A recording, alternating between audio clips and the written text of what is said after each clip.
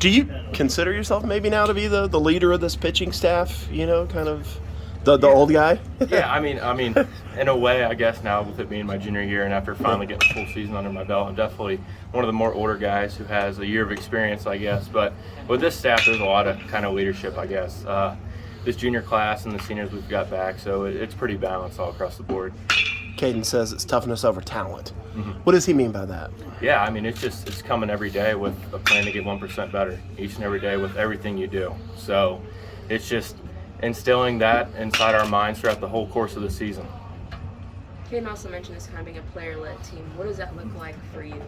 Yeah, it's really, I guess, on the pitching side of things, it's holding all your guys to a standard, which luckily we have a great group of guys, so there hasn't been a whole ton of policing. It's all of us holding each other accountable, and we've set a standard amongst each other.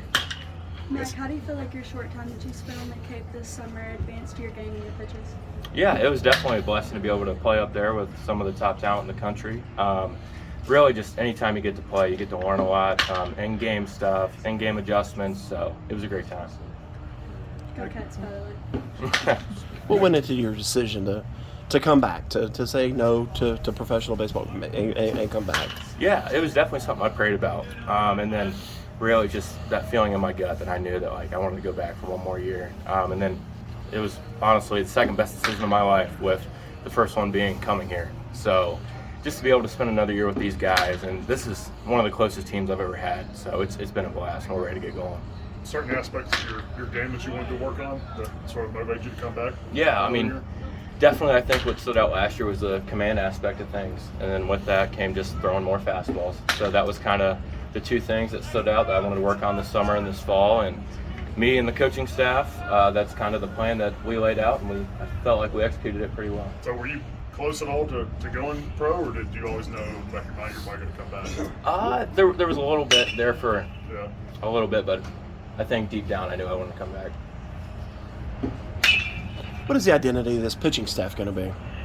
Yeah, I think really kind of falls in line with the theme of the rest of the team, which is toughness. There's 22 guys on this staff, and when one guy's out there, you got 21 guys behind him. So, I mean, it's just we're a close-knit group. So when one guy's out there, you've got this whole dugout behind you. There's a lot of young talent. There's a lot of experienced talent, so it's a lot of fun with kind of see how these 3 weeks go in terms of filling roles and stuff. There's a lot of competition for all the spots, and it's going to be fun to see how it plays out.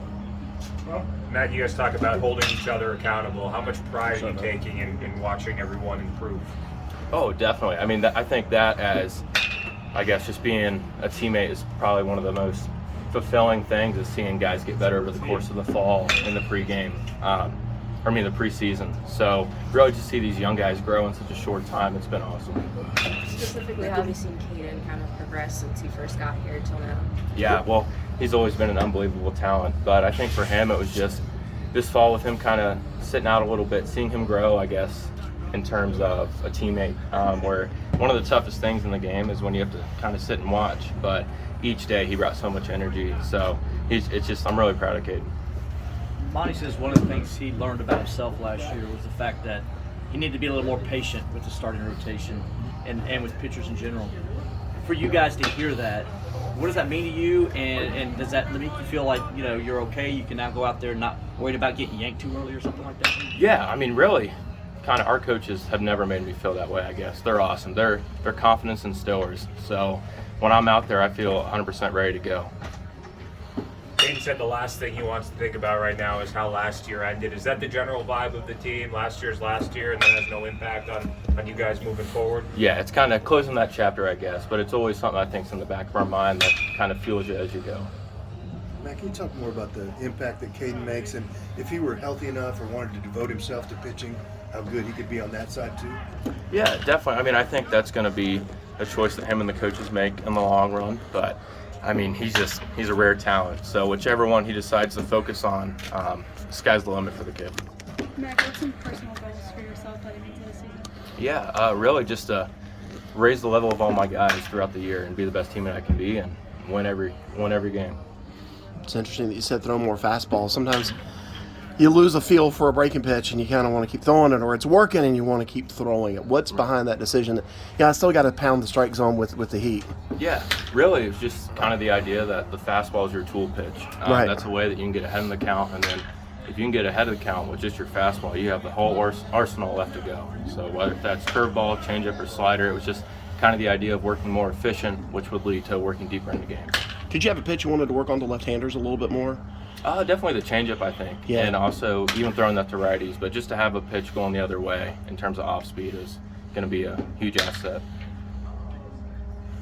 What have you Mon- seen? Go ahead. I was just going to ask what you've seen from Monty since the end of last year, and have you seen any changes? How did he handle the way things went last year and heading into this year? Yeah, he's handled it awesome. Monty's always been amazing. He's one of the best coaches I've ever had. His biggest thing is, he cares about you so much more, like as a person and as a player. So really, just every day he's brought 100% energy, and he's always pushed us to be better. So he's been great. You can never tell there was a burden on him at any point. No, sir. Right.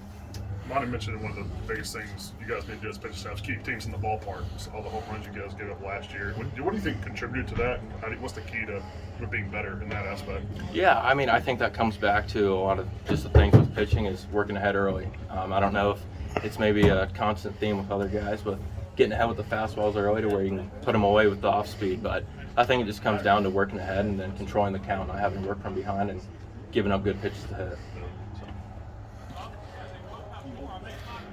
Anything else from